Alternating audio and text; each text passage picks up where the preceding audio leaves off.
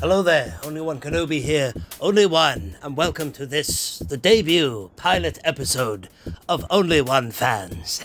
Yes. So I figured that I would just do a pilot episode so you could see how this is going to go. This is an idea I've had. Well, the name came to me a while ago.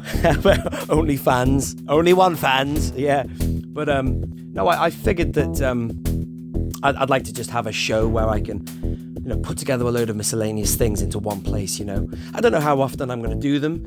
Maybe weekly, perhaps fortnightly. But I want to tip my hat now to Tim from Bosk's Bounty, who for the last 2 years has had a show which is brilliant, Ask Bosk. I don't want this to be a clone of that at all, but it's being inspired by it. He has a great format where he talks backwards and forwards with his fans, responding to comments. Now, on my own channel, I know that I spend a lot of time reading through comments. A lot of people ask a lot of questions, but this is what I want to do. This is the format. Number one, I want to open a figure every episode. Number two, I want to highlight a really good vehicle in 3 3/4 inch. This episode is going to be Obi-Wan Kenobi's starfighter.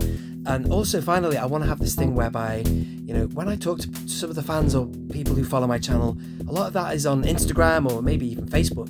And it's got to the point whereby we're sending voice notes back to each other. So I had the idea to hear your voice. So I'd like to play a few messages that people have sent me. I have actually instigated this by telling people that that's what I wanted. And they have sent me some questions. And you don't have to send a question. You could tell me something about your collection. You could tell me your thoughts or opinions on anything, including new media like the new Obi-Wan series, for example. So that will be a really great sequence. And I've got it all ready for this pilot episode. So I really do hope you enjoy it. But without any further ado, ladies and gentlemen, welcome to Only One Fans. I'm Only One Kenobi. And let's take a look at Obi-Wan Kenobi's Jedi starfighter, as seen in Revenge of the Sith. Enjoy the show.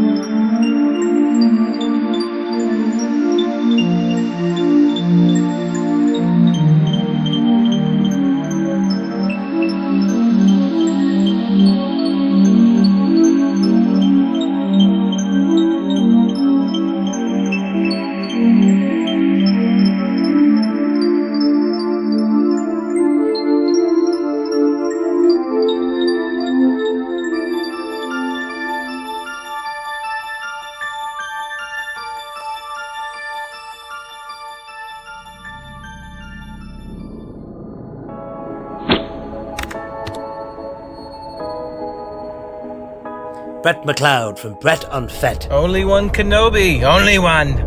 What's up, man? This is Brett on Fet, fellow YouTuber from across the pond in Texas. Well, to be fair, I shouldn't say fellow YouTuber. I've only got about, I think, 78 subscribers. But that's 78 and rising, so watch out, man.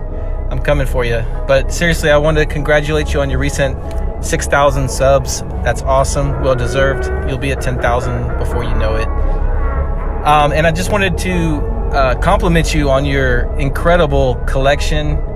You know, I'm a primarily a carded figure collector. My wife would leave me if I bought 2 of every figure so I could open one. So I just wanted to say you are living the dream, brother, with a carded collection and a loose collection plus vehicles. It's truly awesome. Keep up the good work. Other than that, I will leave you with a question. Today's releases, you know, they have the Bespin guards and the Stormies and all that.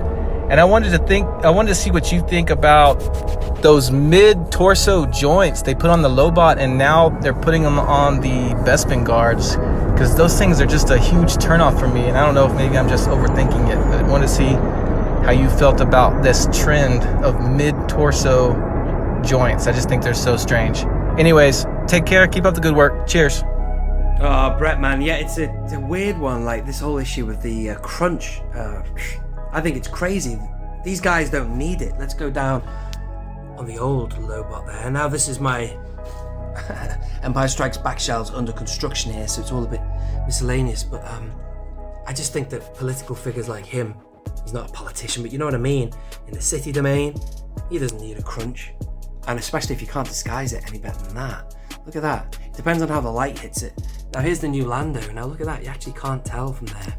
It does look good, that figure. I'll be reviewing it soon, but it depends on how the light hits it. That one is actually slightly more disguised, I'd say, but it's mad, really. I don't think it's very good. I mean, what benefits do you get from it? I suppose you get, you know, better poses. I don't know, really. I don't go all out with posing. I like to get them in a good stance and make them look good on the shelf. But tricky, but I don't think it's good, really. The new ones that are coming out, they're so blatant. This is the classic one, of course. Yeah, I just think they look a little daft on the publicity pictures as well. Tez from Roland's Reviews. I've got a question, Nick. It's a bit random. What is your favourite figure in your collection that's best viewed from behind? A bit random. I could think of another one, but that's one for on the list. Yeah, so what favourite figure is your favourite from the reverse? Oh, Tez, thank you for the question. And you know, I've said for ages about certain figures that are better looking the other way. There's tons of them. I'm going to do a video on it as well. I did shoot one, but I never finished it, I don't think. I might have, I can't remember. But certain ones do look better looking away because the face is so bad, and they just have a certain sculpt, like this guy here and his hair. I don't know, they just look better facing the other way. But I will do that video in good time. But for now, which was my favourite, I'm going to have to make a decision on this. Tough call. But I'm going to go right up here to this Anakin Skywalker here, which by no means is the best from the front. But however, look at the sculpting from the back. And just facing off with Ventress just means I can use this figure in a diorama to depict one of my favourite lightsaber battles ever in Star Wars. Yavin 4, Ventress v Anakin Skywalker, the path to the dark side.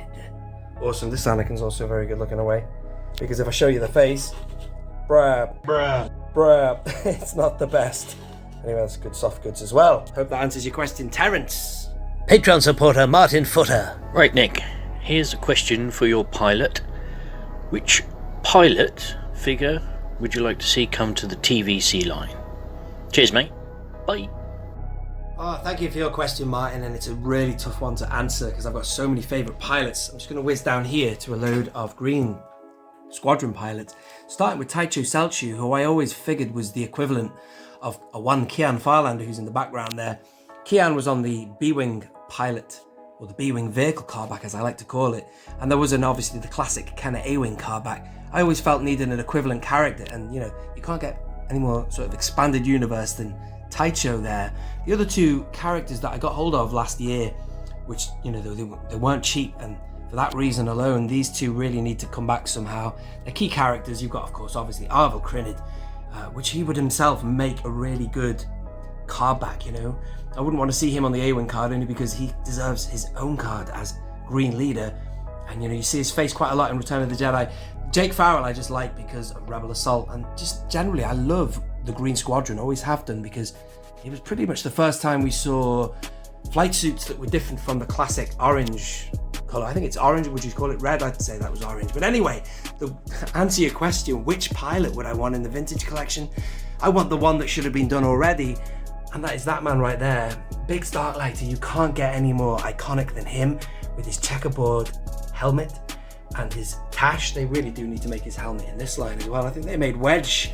I didn't buy Wedge because if they'd given me that helmet, I would have bought that in the Black Series. But, you know, it just needs to be done. Plus, let's not forget they gave you his vehicle some time ago. So where is the figure to match the vehicle? Hasbro, do it. And of course, you've got the orange line figure there, which isn't spectacular, but still, for me, it's all about the card back for Biggs. It would really kick ass on the wall.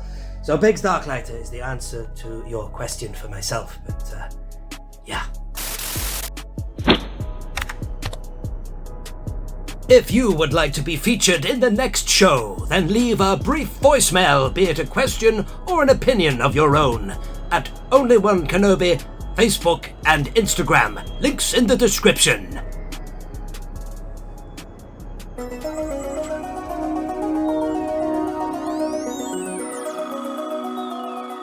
And here we are now, the last leg of the video. This has been quite enjoyable making this video. It's actually night time now. This is Sunday the 20th I'm filming and making this video. And I did some stuff yesterday on Saturday. But I think, all things going well, this will be uploaded by the Monday. Right, so I did a little, I got in touch with people on Instagram and also on the community page, and I asked them what they wanted me to open between C-3PO here from the Clone Wars. I've had this for years, this 3PO figure. Never wanted to open it, but I do now because I've got the R2-D2 to go with it, which I got off Tungori a while ago. Or Ishi Tib, I've had this for years, nearly 3 years I've had this. That was the first Echo base I ever went to. But it was unanimous, everybody voted for Ishi Tib, and you know what, man, I can't wait to get him open. I understand it's so confusing with the species. He's apparently part of the Rebel Alliance, except, you know, I'm not going to be putting him anywhere near the Rebels. Although he's supposed to. What I will do is I'll put him somewhere in here. That will work. Going back to 3PO and R2, when I eventually do open R2, if I pull back here, I showed you these glass tables the other day. That R2 I got from Tungori, and you know, it'd be quite nice to get that 3PO open. There were quite a few votes for him, but we'll do him next, huh? But for now, Ishi Tib wins. So let's do it. And also, this is one of the ones that comes with the freeze frame. I like them. I've got a collection of them somewhere. I keep hold of that kind of thing. Right then, so firstly, the packaging. Nice looking figure. You know, I bought this with the full idea that he was one of Jabba's goons. And then it was when I got home, I looked at the packaging properly. And I realised he's supposed to be part of the Alliance Assembly, which is just so bizarre.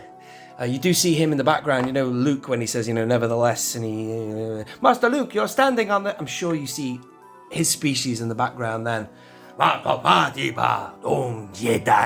will be no bargain, young Jedi. Anyway, I think I'm just going to rip this guy open, although somebody's kept it pristine for many years. Let's see if we can do a respectful opening, see how well we get on. Oh, for God's sake, let's just... Hang on a minute. Yeah, sod it, man, come on. Oh, yeah! Oh, Jesus, that's all falling apart. Firstly, this is the freeze frame. These are awesome, man, aren't they? Nice to get a little bit of an extra thing. Let's see if you can see that. Let me hold that towards the light a bit better. Right up there.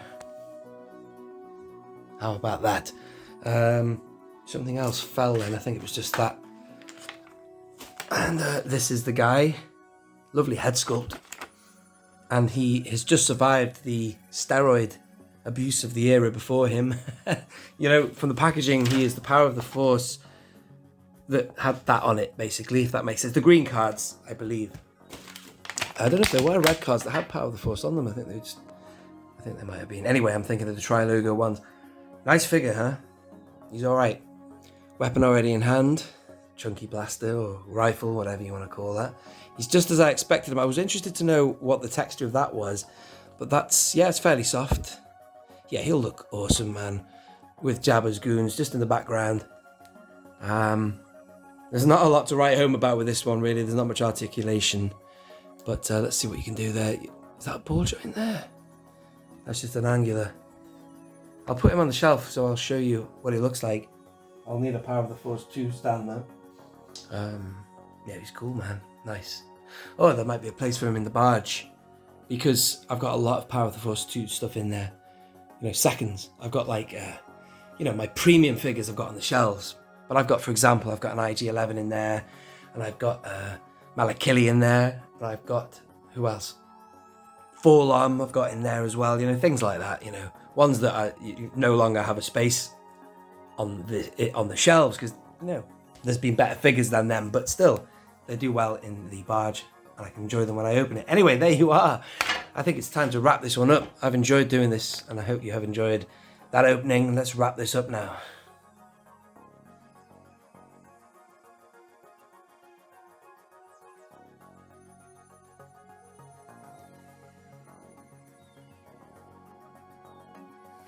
Oh yeah, I just wanna open my figures. If I don't my nigga trigger, yeah, I just wanna open my figures. If I just wanna open my figures, I just wanna open my figures, I just wanna open my figures, I just wanna show you my figures, I just wanna. And there is just time at the end now, just to read a couple of comments from various people. This one is from Randall Maness. I can't remember where he wrote this comment, maybe Facebook or somewhere, but he has said, "Hey O.O.K, I have a question for your new show. What vehicle would you like to see from Hasbro for the vintage collection?" And then he says, "Or HasLab. I'd like to see them redo the Sandcrawler, even if it wasn't to scale. I think that would be awesome. So do I think that would be really good." So let me answer your question now. Hang on a minute. Oh no, he says, "Thanks for all you do, and may the Force be with you." Yeah, so let's go with the HasLab answer for you now. HasLab, definitely Sandcrawler, a double-decker barge. I've always said that. It could be done. And it would be, you know, it would be better than any other Sandcrawler they've ever made. And also, yeah, what vintage collection vehicle? Well, for that one, I'd like to choose something that they haven't done. You know, there's lots of things that I would like them to see. I'd like to see them re-release, like the Republic gunship, comes immediately to mind. But, you know, it's quite topical in a way, but I would like to say the Naboo starfighter, the second one they made in 2012, which was the peak of the vintage collection in a way.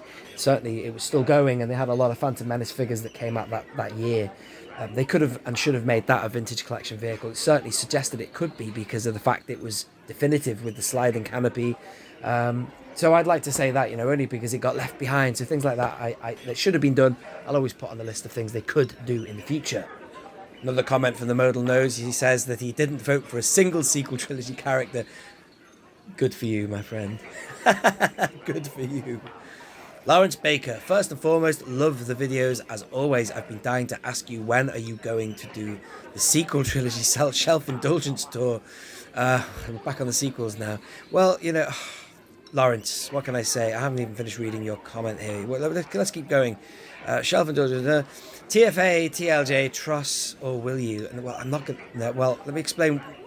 I'm going to cut in there. I'm going to tell you now that it's not going to happen anytime soon, Lawrence. Shelf availability has deemed doom for the sequel characters that I've collected. I've got a lot of plastic there, my friend. I've given Disney a lot of dollars, and Hasbro, for some sequel stuff that's unfortunately now boxed away. And I can't fully embrace it anymore. I don't think that the stories are fully thought through, mapped out, of which it's all a sham, it's a shambles. So I can't display it lovingly.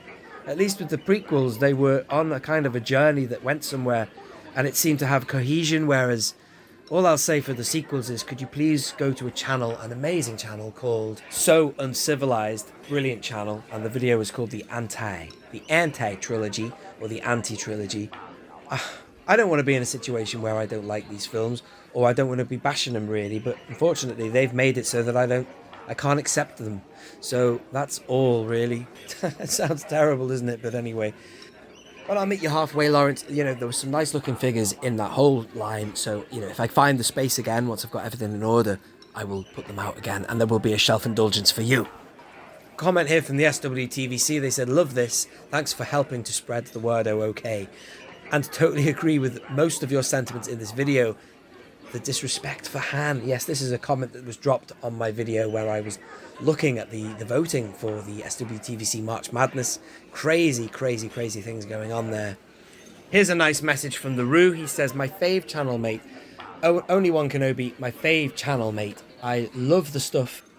The show, the knowledge and the impressions, all very entertaining. Would never buy a fig before seeing what you and Bosk have said about it.